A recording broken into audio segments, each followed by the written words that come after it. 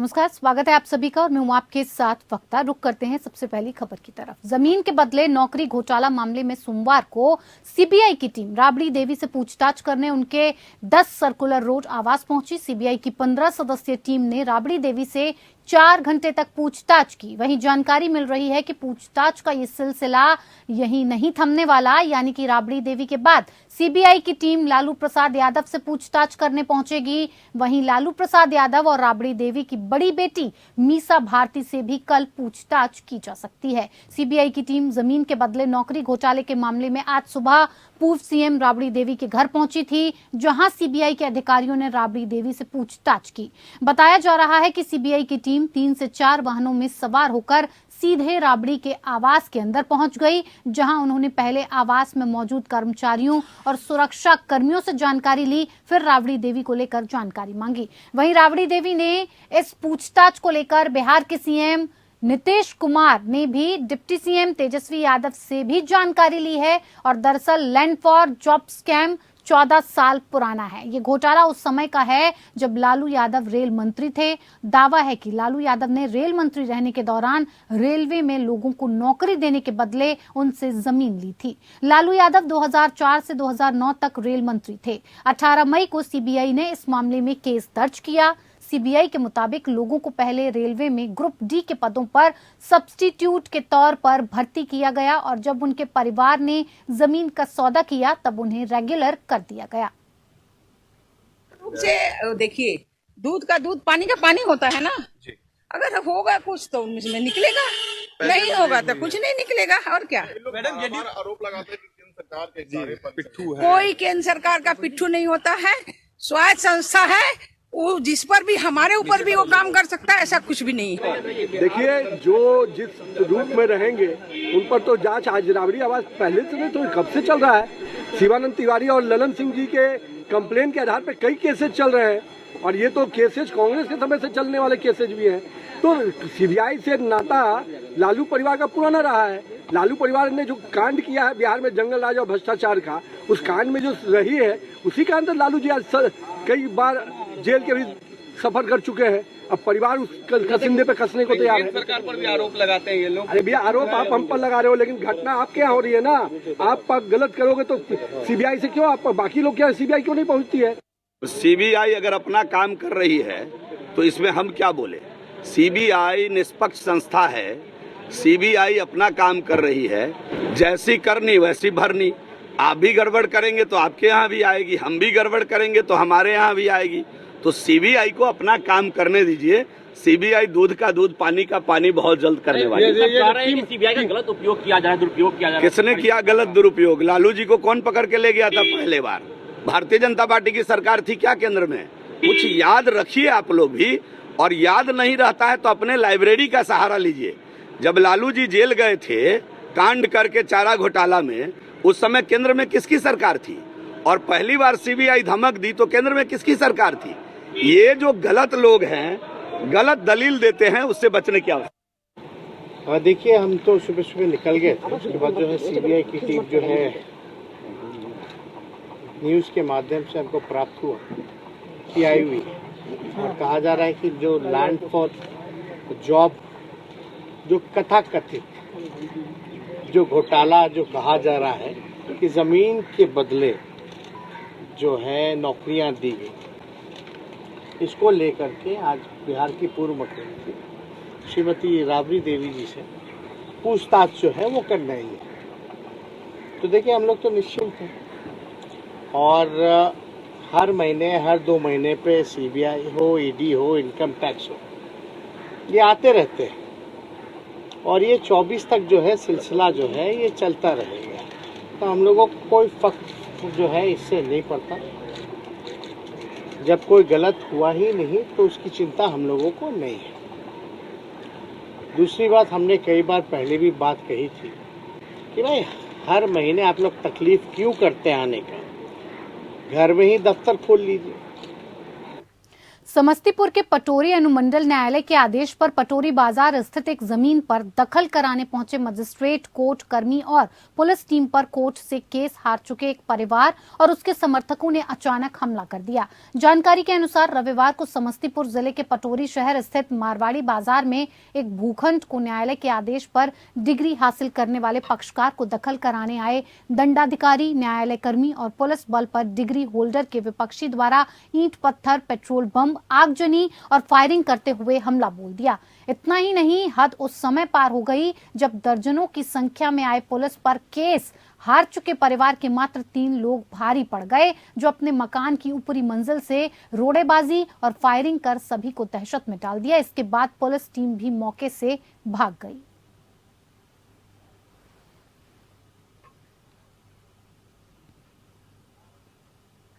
इधर बीजेपी विधायक दल नेता बाबूलाल मरांडी ने हेमंत सोरेन सरकार पर जमकर निशाना साधा। दरअसल उन्होंने मुख्यमंत्री के प्रधान सचिव राजीव अरुण एक्का पर गंभीर आरोप लगाते हुए एक वीडियो क्लिप जारी किया है, जिसमें वो फाइल में साइन करते नजर आ रहे हैं। और इस वीडियो को लेकर मरांडी ने कहा है कि ये वीडियो किसी सरकारी दफ्तर का नहीं बल्कि ईडी के रडार में आए विशाल चौधरी के ऑफिस का वीडियो है, जहां प्रधान सचिव राजीव अरुण एक्का उनके कार्यों को निपटा रहे हैं। वहीं इस वीडियो में एक महिला खड़ी नजर आ रही है। उसके बारे में उन्होंने बताया कि वो विशाल चौधरी की स्टाफ है और उनके बगल से जो आवाज आ रही है वो भी विशाल चौधरी की आवाज है। वहीं आवाज भी आ रही है कि महिला से पूछा जा रहा है कि इस फाइल का पैसा आया है या नहीं। मुख्यमंत्री के प्रधान सचिव, गृह सचिव जैसे पद पर बैठे हुए व्यक्ति हैं और वहां काम कर रहे हैं। साथ ही बाबूलाल मरांडी ने कहा कि ऐसे में सोच सकते हैं कि मुख्यमंत्री के प्रधान सचिव इस प्रकार से काम कर रहे हैं तो समझ सकते हैं कि दूसरे विभाग में और कितने कारनामे होंगे। वहीं इस मामले को लेकर गठबंधन घटक दल के नेता राजेश ठाकुर ने मामले से अनजान बनते हुए कहा कि मामला क्या है मालूम नहीं है।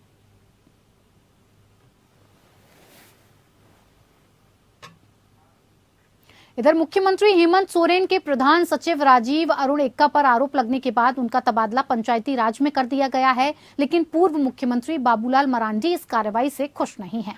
मुख्यमंत्री के गृह सचिव राजीव अरुण एक्का के स्थानांतरण को लेकर उन्होंने कहा कि कहीं न कहीं सरकार उन्हें बचाने का प्रयास कर रही है। इस मामले की जांच को लेकर भाजपा का डेलीगेट्स राज्यपाल को ज्ञापन सौंपेगा। देखिए, हम सब लोगों ने मांग किया था कि उनके ऊपर एफआईआर हो और उनके ऊपर कार्रवाई हो, लेकिन मुख्यमंत्री ने एक प्रकार से उनको बचाने का ही काम किया। उनको सिर्फ वहां से हटा करके कोई पंचायती राज विभाग में वो कोई कार्रवाई नहीं होता, वो तो उनको एक प्रकार से बचाने का ही काम किया। तो इससे काम चलेगा नहीं। जो हमारी मांग है वो यथावत है। आज उन सारे मांगों को लेकर के पार्टी का एक डेलीगेशन महामहिम से मिलने वाले हैं शाम में। पहले से कि मैं तो शुरू से ही कह रहा हूँ कि ये सरकार दलाल और बिचौलिया लोग चला रहे हैं। ट्रांसफर पोस्टिंग भी दलाल और बिचौलिया कर रहे हैं, पैसे वसूली वही लोग सारे कर रहे हैं। मैंने इस सरकार को पूरी तरह से हेमंत सोरेन ने दलाल और बिचौलियों के हाथों गिरवी रख दिया है। झारखंड प्रदेश भाजपा के अध्यक्ष दीपक प्रकाश अपने एक दिवसीय दौरे के दौरान बोकारो पहुंचे। बोकारो परिसदन में मीडिया से बात करते हुए उन्होंने राज्य सरकार पर भ्रष्टाचार, कानून व्यवस्था, नियोजन और स्थानीय नीति पर हमला बोला। दीपक प्रकाश ने कहा कि 23 साल के झारखंड में 10.5 वर्षों तक यूपीए ने शासन किया। जब जब यूपीए ने राज्य में शासन किया तब तब यहाँ विकास के नाम पर विनाश हुआ और भ्रष्टाचार को शिष्टाचार बना दिया गया। यहाँ आईएएस और इंजीनियर पर छापा पड़ता है तो करोड़ों रुपए बरामद होते हैं। यहाँ अनुबंध से लेकर जिस किसी भी कर्मी के यहाँ छापा पड़ता है तो इस यूपीए के राज में भ्रष्टाचार की पोल खुल जाती है। दीपक प्रकाश ने कहा कि राज्य सरकार को नौजवानों से कई लेना देना नहीं है, इसीलिए देश में सबसे ज्यादा बेरोजगारी झारखंड में है। नियोजन नीति पर सवाल उठाते हुए दीपक प्रकाश ने कहा कि हेमंत सोरेन देश के पहले ऐसे मुख्यमंत्री हैं जो अपनी बातों पर स्टैंड नहीं ले पाते और उन्हें नियोजन नीति के बारे में पता भी नहीं रहता है। साल इस सरकार शासन व्यवस्था यूपीए गठबंधन की रही, यूपीए गठबंधन की रही और तब तक यहाँ पर विकास के नाम पर विनाश हुआ है और भ्रष्टाचार को शिष्टाचार बनाने का काम किया। एक आईएएस का रेड होता है तो करोड़ रुपए पाए जाते हैं, एक इंजीनियर क्या पाए जाते रेड होता है तो 250-300 करोड़ रुपए पाए जाते हैं। एक जेएसएमडीसी का जो अनुबंध में काम करने वाला कर्मचारी है और एक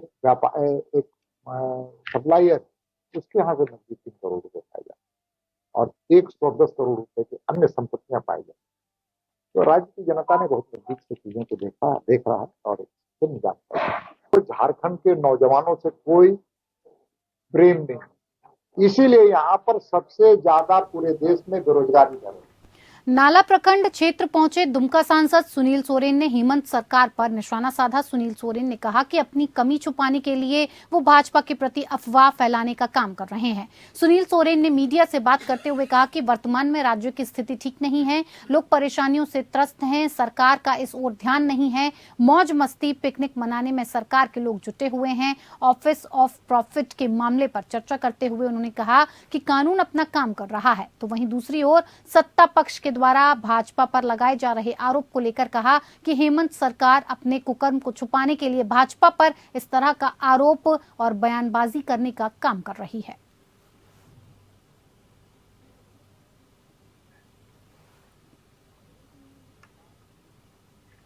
झांसा और आईएमए की ओर से विभिन्न मांगों को लेकर सदर अस्पताल से सिविल सर्जन कार्यालय तक कैंडल मार्च निकाला गया। उस दौरान चिकित्सकों ने हाथ में कैंडल लेकर सरकार के विरोध को अपना सांकेतिक प्रदर्शन किया। आईएमए के सचिव डॉक्टर कुमार निशांत सिंह ने कहा कि झारखंड के चिकित्सक अस्पताल में खुद को सुरक्षित महसूस करते हुए इलाज नहीं कर पा रहे हैं। ऐसे में चिकित्सकों को बेहतर माहौल में इलाज करने के लिए मेडिकल प्रोटेक्शन एक्ट लागू होना चाहिए। उन्होंने कहा कि क्लिनिकल एस्टेब्लिशमेंट एक्ट के प्रावधान के अनुसार चिकित्सकों को काफी परेशानी हो रही है। ऐसे में सरकार को उस एक्ट में बदलाव करना चाहिए। उन्होंने कहा कि विभिन्न अस्पतालों में सुरक्षा व्यवस्था होनी चाहिए ताकि चिकित्सक खुद को सुरक्षित महसूस करते हुए मरीजों को बेहतर स्वास्थ्य लाभ दे सकें। झांसा के सचिव डॉक्टर कमलेश कुमार ने कहा कि आज झांसा की ओर से कैंडल मार्च निकाला गया है। अगर सरकार हमारी मांगों को पूरा नहीं करती है तो 10 मार्च को झांसा और आईएमए की पूर्ण बैठक होगी, उसके बाद आगे के निर्णय लिए जाएंगे।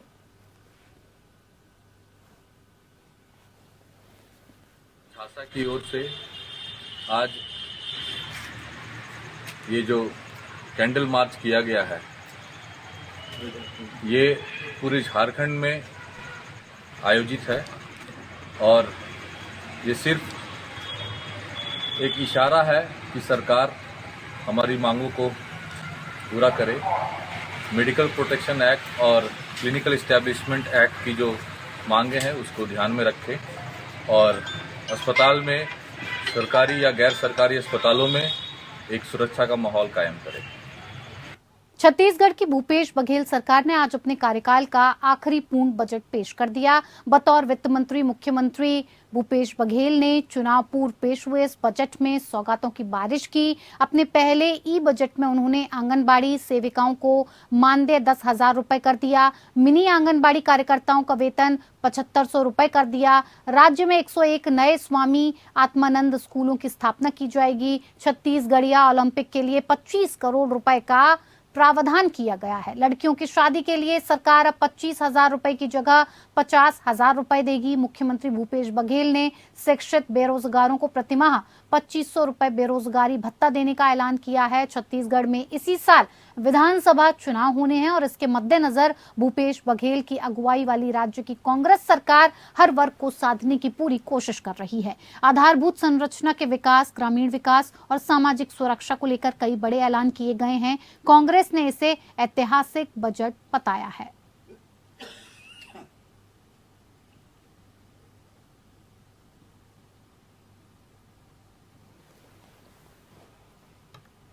छत्तीसगढ़ के मुख्यमंत्री भूपेश बघेल ने राजधानी रायपुर में एम्स के पास टाटीबंध में श्री गहोई वैश्य समाज रायपुर द्वारा बनवाए गए नवनिर्मित भवन का लोकार्पण किया। मुख्यमंत्री बघेल ने इस अवसर पर राष्ट्र कवि मैथिली शरण गुप्त को नमन करते हुए कहा कि एम्स में मरीजों के इलाज के दौरान मरीजों और उनके परिजनों के रुकने की व्यवस्था के लिए समाज द्वारा ये भवन बनवाया गया है। श्री गहोई वैश्य समाज का सेवा भाव बहुत ही प्रशंसनीय और पुनीत कार्य है।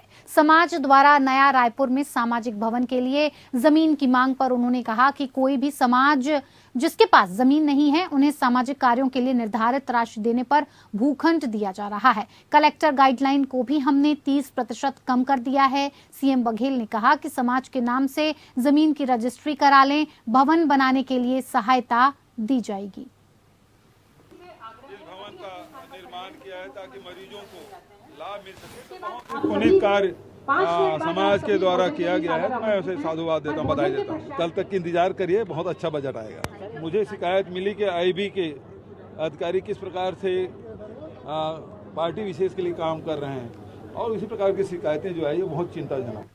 सीएम बघेल ने मीडिया से चर्चा के दौरान मोदी सरकार पर निशाना साधा। उन्होंने कहा कि हमने प्रधानमंत्री को पत्र लिखा कि जनगणना तत्काल कराई जाए, लेकिन अब तक जवाब नहीं आया। बघेल ने कहा कि 12 साल में जो अधिकृत हैं वो वंचित हो जाते हैं, इसीलिए मैंने प्रधानमंत्री को पत्र लिखा है कि जनगणना तत्काल कराई जाए ताकि हितग्राहियों को चिन्हांकित कर उन्हें आवास उपलब्ध कराया जा सके, लेकिन अभी तक उनका जवाब नहीं आया है। सीएम बघेल ने कहा कि जिनको आवास की आवश्यकता है उनका हम सर्वे कराएंगे। केवल आवास ही नहीं, शौचालय और गैस सिलेंडर के बारे में भी जानकारी एकत्रित की जाएगी। 30 जून के बाद से सभी हितग्राहियों को आवास उपलब्ध कराया जाएगा। साथ ही मुख्यमंत्री भूपेश बघेल ने वन अधिकार पट्टा के मामले में पूर्व मुख्यमंत्री रमन सिंह के ट्वीट पर पलटवार करते हुए कहा कि वन अधिकार पट्टे के मामले में हम देश में अव्वल नंबर पर हैं, चाहे वो व्यक्तिगत दावे की बात हो चाहे सामुदायिक दावे की बात करें। हमने 20,000 हेक्टेयर से भी अधिक जमीन वनांचल में रहने वाले लोगों को आवंटित की है। छत्तीसगढ़ में 11 लाख से अधिक आवास के आवंटन हुए हैं, तो वो 2011 के जनगणना के आधार पर, जो आर्थिक सर्वेक्षण हुआ था उसके आधार पर।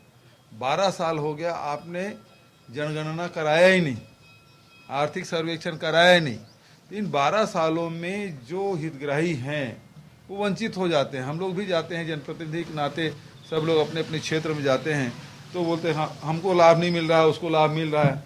तो इसका मतलब ये है कि वो वर्ग वंचित हो गया है बड़ी संख्या में, और इसलिए मैंने प्रधानमंत्री जी को पत्र लिखा है कि जनगणना तत्काल कराई जाए ताकि जो हितग्राही हैं उसके चिन्हांकन किया जा सके और उसके आने वाले 10 साल तक के उन योजनाओं का लाभ मिल सके।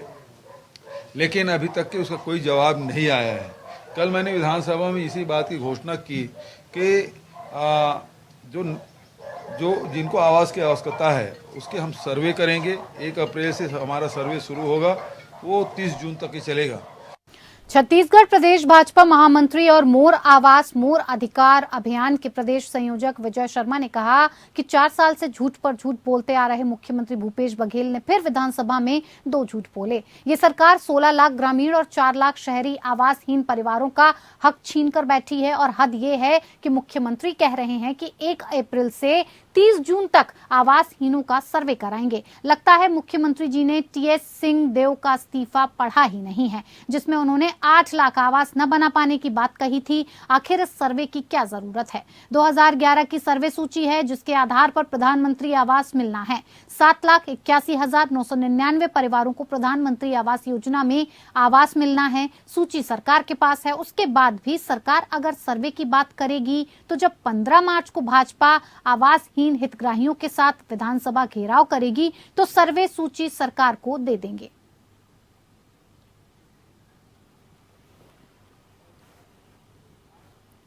प्रदेश कांग्रेस ने आम आदमी पार्टी पर निशाना साधा है। कांग्रेस संचार प्रमुख सुशील आनंद शुक्ला ने कहा कि केजरीवाल के झूठ की खेती छत्तीसगढ़ में नहीं चलने वाली है। केजरीवाल और उनके दल की कलई खुलकर जनता के सामने आ गई है। झूठ बोलकर, जनता को बरगलाकर और ईमानदारी की दुहाई देकर सत्ता हथियाने वाली आम आदमी पार्टी को बने अभी 1 दशक भी पूरा नहीं हुआ, लेकिन पंजाब और दिल्ली के मंत्री और आधा दर्जन नेता भ्रष्टाचार के आरोप में जेल की सलाखों के पीछे हैं। खुद केजरीवाल पर भ्रष्टाचार के आरोप लगे हैं।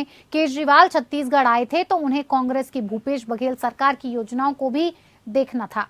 सरकार की स्वास्थ्य को लेकर योजनाएं देखेंगे तो उनके दिल्ली के मोहल्ला क्लिनिकों की हवा निकल जाएगी। केजरीवाल के झूठ की खेती छत्तीसगढ़ में नहीं चलने वाली। केजरीवाल के दल की कलई पूरी तरीके से खुल के सामने आ गई है। एक ऐसा राजनीतिक दल अभी जिसे बने जुमा 4 दिन भी नहीं हुआ है और उसके आधा दर्जन से अधिक मंत्री जेल की सलाखों के पीछे चले गए भ्रष्टाचार करने के आरोप में, अवैध उगाही के आरोप में, काली कमाई के आरोप में, ईमानदारी का ढोंग भरते हैं। दूसरी बात, छत्तीसगढ़ में ये कितने भी झूठे वादे कर लें सक्सेस नहीं होंगे। छत्तीसगढ़ में एक ऐसी सरकार है कांग्रेस की, एक ऐसे मुख्यमंत्री हैं जो अपने कमिटमेंट के लिए जाने जाते हैं। छत्तीसगढ़ में नारा चलता है, भूपेश है तो भरोसा है। 1.5 लाख करोड़ रुपए इस सरकार ने पिछले 4 साल में अकेले किसानों के खाते में डाला है। केजरीवाल को तो यहाँ आकर स्वामी आत्मानंद स्कूलों का अध्ययन करना चाहिए कि कैसे गरीबों के लिए मुफ्त अंग्रेजी माध्यम की शिक्षा दी जाए। हम केजरीवाल के दिल्ली का स्कूल का मॉडल हमारे आत्मानंद मॉडल के सामने फीका पड़ जाएगा। चलिए, इस बुलेटिन में मेरे साथ फिलहाल इतना ही। नमस्कार।